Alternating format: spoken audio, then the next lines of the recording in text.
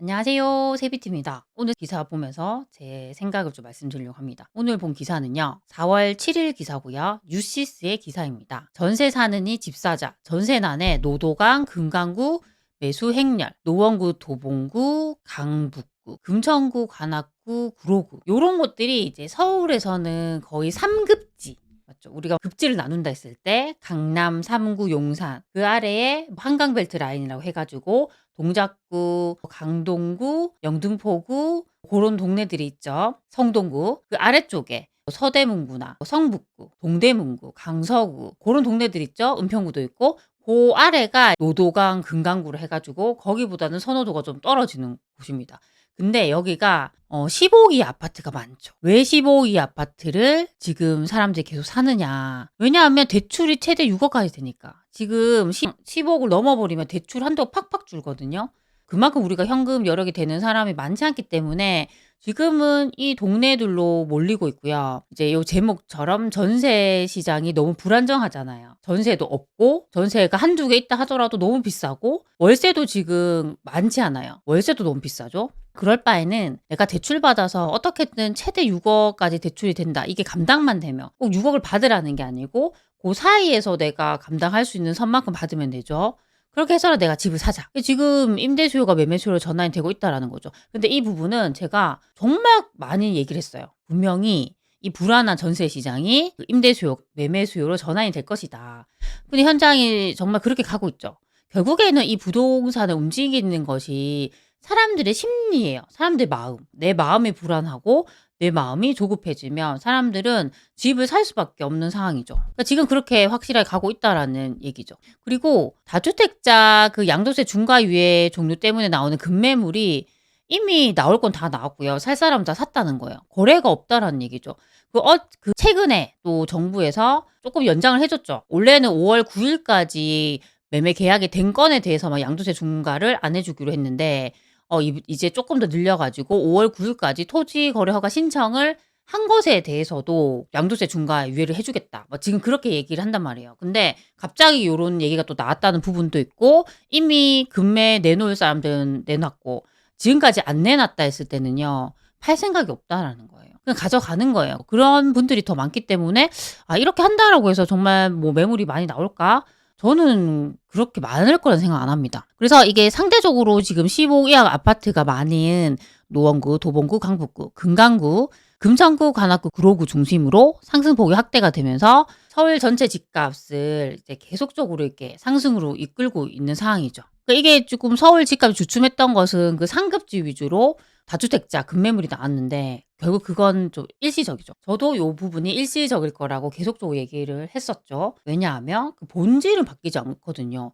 우리가 뭔가 자극적인 게 계속 들어오다 보면 본질을 잃어버려요. 근데 그 본질은 뭐냐면 공급이 정말 없어요. 없잖아요. 그러니까 이게 계속 지금 정부의 정책의 방향성을 보면 어떻게든 매물을 내놓게 하려고 하는 거잖아요. 그게 어떤 의미냐? 너무 매물이 없고 공급이 없기 때문에 어떻게든 매물을 내놓게 하려는 거죠. 그래서 다주택자 매물 내놓게 하려고 다주택자를 압박하는 거고 비거주하는 1주택자에 대해서도 빨리 팔아라, 매물 내놔라. 이제 그렇게 하는 거죠. 그래서 왜 이런 정책이 나오고 있는지를 우리가 이해하는 게 맞아요. 그렇게 해도 중요한 부분은 매물이 부족하다라는 거죠. 그리고 전세도 부족하니까 그 없는 매물 중에서도 사람들은 집을 살려고 한다라는 거죠. 그렇게 하면서 점차 서울 외곽 지역으로 이분들이 몰리면서 집값이 상승을 하고 있다라는 얘기입니다. 정말 규제가 많이 나왔어요. 작년 6월부터 해서 지금 계속적으로 규제가 났죠. 하지만 규제가 나오면 주춤하다가 다시 가고 또 주춤하다가 다시 가고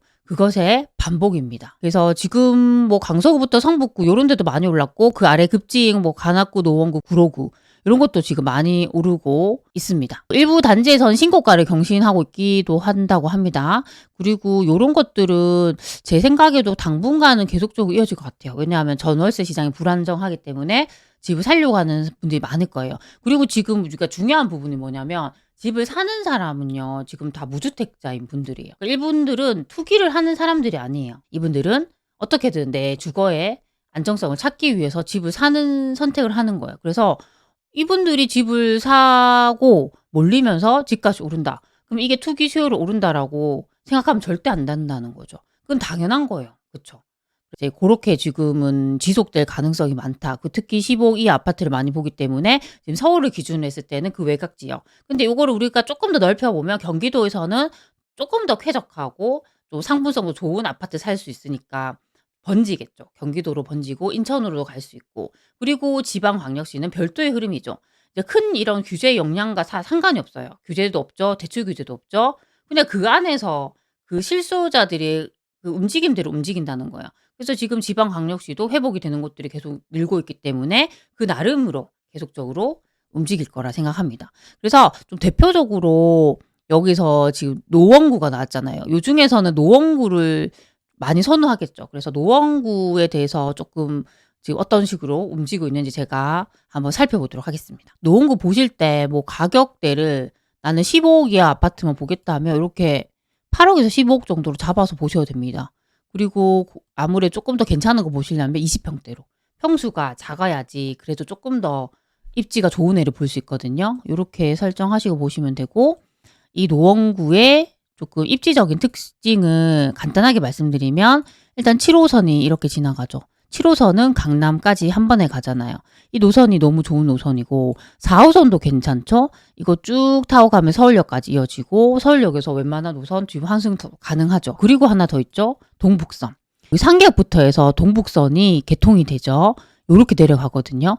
비역세권이었던 동네들이 이 노선으로 인해서 역세권으로 바뀌고, 요게 왕십리까지 이어지거든요. 왕십리까지 가면 거기서 또 2호선 환승할 수 있고, 정말 의미가 있는 노선이죠. 그래서 지금 노원구는 이런 좀 교통적인 부분에 있어서도 확실히 또 수혜를 받을 수 있고요. 좀 주요 입지들 같은 경우에 어디를 좋아하냐면 일단 이 노원역 쪽 여기, 저도 여기 임장을 다 다녀왔는데 여기 너무 좋더라고요. 롯데백화점도 있죠. 근데 이쪽에 인프라가 너무 잘 돼 있고요. 이 노선을 따라서 계속적으로 뭐 병원이라던가 은행이나 이런 인프라들이 너무 잘 돼 있어요. 그리고 다 주변이 아파트로 둘러싸여 있기 때문에 이 상권의 종류가 대부분 은행이라던가 병원이나 뭐 음식점이나 그런 생활 상권의 모습이에요. 그래서 그냥 집에서 걸어 나가서 여기 보면 다이소도 있죠. 뭐 카페도 있죠. 이런 거 그냥 다 이용할 수 있는 거예요. 그만큼 너무너무 인프라가 잘 돼 있죠. 그리고 이 두 개의 노선을 끼고 있다라는 것도 상당히 메리트가 있고, 여기 항정거장만 가면 상계역이잖아요. 여기서 동북선 개통이 되죠. 확실히 교통적으로도 좋죠.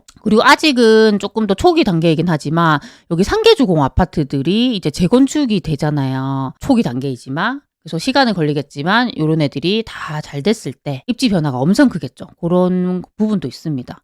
그런 것 때문에 구축이지만 또 여기를 많이 보는 것도 있고요. 그리고 또 좋은 곳이 이쪽이죠. 여기 중계은행 사거리 요쪽 중계은행 사거리라고 해가지고 여기는 인프라도 보면 되게 잘 돼 있죠. 여기 은행도 있고, 은행도 되게 많고 여기 인프라도 잘 돼 있는데 이쪽에 학원가가 너무 잘 돼 있어요. 중계동 학원가 같은 경우는 서울에서 두 번째로 학원가가 제일 잘 돼 있죠. 그러니까 대치동 다음으로 여기 학원가를 선호를 하죠.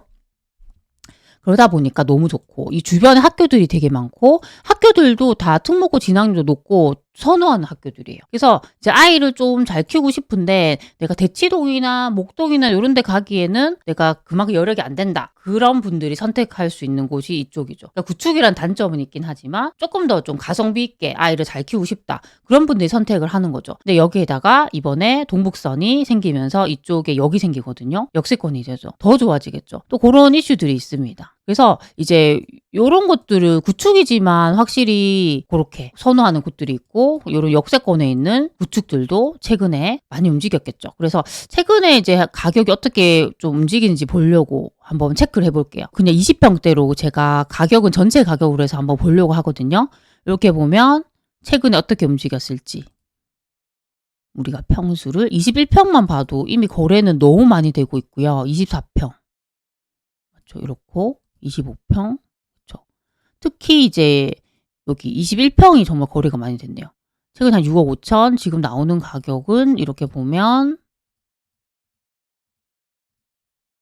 6억 7천도 있고 6억 6천, 6억 5천 이렇게 쭉 맞죠. 가격이 조금 이제 올라가는 게 조금 보이긴 하죠.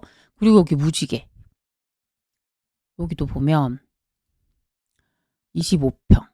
최근에 거래가 많이 늘죠. 쭉 가죠. 6억 8천까지 나오는데 지금 나오는 매물이 이제 7이 보이기 시작하죠. 이제 7억대가 보이기 시작합니다. 확실히 올라가고 있는 모습이죠. 가격이 이제 확실히 움직이고 있구나 알 수 있고, 또 아래쪽으로 내려오면 이제 하계역이 있어요. 하계역 같은 경우도 지금 7호선 지나가는데 나중에 이쪽으로 동북선이 지나가면서 교통적으로도 확실히 좋아지겠죠.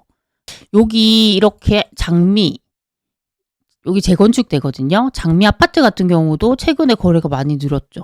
이렇게 많이 늘고 있죠. 확실히 올라가는 모습이죠. 여기 보면 25평이 한 7억 6천에 거래가 됐거든요. 그러면 살펴보면 거의 이제 8억에 나오죠. 확실히 올라가죠. 요런 거 재건축 나올 때는 여기가 지금 단계가 어디까지 왔지 궁금하잖아요. 찾아보면 되죠. 여기 주변에 아까 장미는 안전 진단 단계. 그쵸? 그 위에 있는 미성은 여기도 안전 진단 단계. 정말 초기죠. 근데 우리가 이때 조심해야 되는 게 뭐냐면은 여기 위에도 지금 하계 극동, 건영, 벽산 여기 안전 진단 단계고, 이쪽에 우성은 정비구역 지정 단계. 근데 이때 우리가 조심해야 되는 게 뭐냐면 지금 서울은 토지거래 허가 구역에다가 규제 지역이잖아요.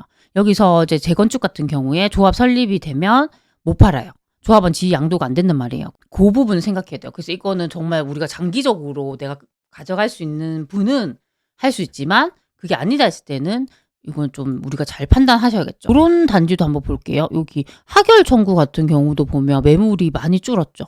여기 최근에 거래가 엄청 많이 되고 있죠. 6억 9천, 24평이 거의 7억까지, 최근에 거의 7억까지 됐죠. 나오는 매물을 봐도 거의 7억 이상, 이제 7억 이상이 보인단 말이에요. 확실히 이제 이쪽도 움직이는구나 알 수 있죠. 여기 옆쪽으로 오면 월계동 있잖아요. 월계동의 추후에 이쪽에 GTX-C 지나가게 되고, 월계 센트럴 아이파크 같은 경우에는 연식이 그래도 조금 괜찮죠. 거의 신축에 가깝다 할 수 있는데 최근에 거래 많이 됐죠. 이게 보면 한 10억 3천까지 거래가 됐죠. 10억 3천. 최근에 나오는 가격이 이제 11억도 보여요. 확실히 이쪽도 많이 움직이는구나. 그런 것들도 확인할 수 있습니다. 그리고 여기 거의 대부분 구축인데 신축이 많진 않아요. 그래도 우리가 있겠죠. 신축이. 요런 포레나 노원 요런 것들. 요런 것도 보면 최근에 조금씩 움직이는 게 보이죠. 이렇게 9억 7,500. 그렇죠? 한 9억 7,500 정도의 거래가 됐고, 지금 나오는 가격은 거의 지금 10억 넘게 나오죠. 많이 올랐구나. 그런 것들 또 알 수 있습니다. 그렇죠? 그래서 확실히 조금씩 가격 움직이는 게 보이고, 아까 제가 학군으로 좋은 중계동 이쪽 여기도 한번 체크를 해보면 여기 중심, 여기 학원가랑 여기 딱 중심이죠. 여기 주변에 있는 아파트 매물이 없는 것 같아요. 이쪽은 없는 것 같고, 요 주변에 있는 아파트들도 거래가 늘고 있네요. 7억 3천. 그리고 나오는 가격이 거의 그 이상, 7억 3천 이상, 8억도 보이고 이렇게 좀 보이고 있고, 요런 아파트 중계주공 8단지 같은 경우도 지금 거의 5억 9천 그 정도까지 거래가 됐고, 거의 지금 6억 이상 나오죠. 거의 대부분 확실히 움직이는구나, 올라가는구나, 그런 사항들 체크할 수 있습니다. 이쪽에 중계주공 5단지 같은 경우도 이렇게 보면 거래 많이 되고 있죠. 7억 거의 한 8억도 보이고 7억 한 8천 이 정도까지 거래가 됐는데 거의 이제 8억 이상 나오잖아요. 움직이는구나. 확실히 조금 분위기는 타고 있다라는 거 우리가 확인할 수 있습니다. 그래서 노원구는 안 오를 거야 이렇게 얘기했던 분도 많지만 아니라는 거죠. 확실히 그래도 우리가 15억 이하로 볼 수 있는 곳 중에서 구축이 많긴 하지만 교통도 좋고 인프라 좋고 학군 좋고 학원가 잘 돼 있고, 그런 측면에서는 또 여기를 선택해야 되는 분들이 분명히 있을 것 같아요. 그렇죠? 지금 분위기는 확실히 잘 가고 있다. 또 그렇게 보여집니다. 그래서 이런 추이가 계속적으로 갈 것 같고요. 또 다른 곳들도 제가 또 신문 기사 읽어 드리면서 이렇게 한번 정리를 해드리도록 하겠습니다. 오늘도 제 영상 봐주셔서 너무 감사드립니다. 그럼 우리 다음 시간에 만나요. 안녕. 세비티 강의 및 상담은 영상 하단 고정 댓글을 확인해 주세요.